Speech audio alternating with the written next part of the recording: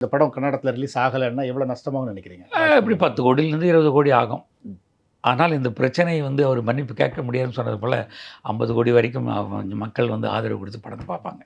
நட்டம் அவருக்கு கிடையாது.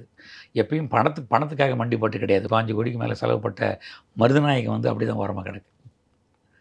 ஏற்கனவே மகளிர் மட்டும் இந்தியில் எடுக்கப்பட்டு சில காட்சிகள் மட்டும் எடுக்கக்கூடிய சூழலில் ஒரு சின்ன பிரச்சனையால் அது பல கோடிகள் பணம் அப்படியே தான் கிடக்கு. அவர் வந்து போய் வெளிநாட்டில் வந்து சபாஷ் ராய்டு அப்படின்னு ஒரு படம் எடுக்கப்பட்டு அவர் விபத்து ஏற்பட்ட பிற்பாடு பல பிரச்சனைகள் வந்து கூட அந்த கோடிகள் அப்படியே கிடக்கு. இவருக்கு கோடிகள் பணம் என்பது வந்து தன்னுடைய உழைப்பின் மேலே கொடுக்குற பணம் தானே ஒழிய அதிகபட்சமான பணத்தை குவித்து கொண்டு ஆண்டு அனுபவிக்கிற மனிதர் அவர் அல்ல. சினிமாவில் பணம் சம்பாரித்து சினிமாவில் கொட்டுறவர் தான். குப்பையை வந்து கோமியாக மாற்றுவார், கோமியத்தை மறுபடியும் குப்பையாக மாற்றுவார். இதுதான் அவருடைய பழக்கம் உண்டு. பணத்தை பார்த்து பயப்பட மாட்டார்.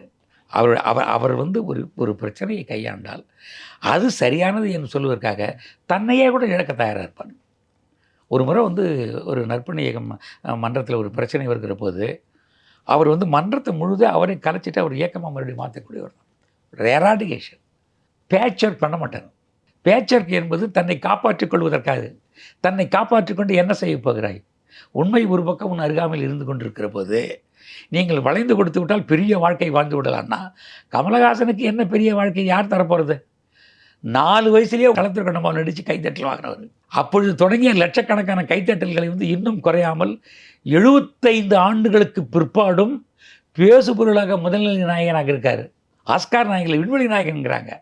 மேலும் மேலும் தன்னை வந்து பதப்படுத்தி கொண்டு செதுக்கி கொண்டு மேலே போயிட்டே இருக்கார். அப்படி என்றால் இதுக்கு கோடிகள் இது இழப்பு என்பது சரியானதான் நினைக்கிறார். கூட இருக்கிற சொல்ல ஐயோ பணம் போயிடுச்சேன்னு. பணம் என்பதை விட மானம் பெருசு. மானத்தை விட நாம் எடுத்துக்கின்ற கொள்கையின் பின்னால் இருக்கிற உண்மை பெருசு.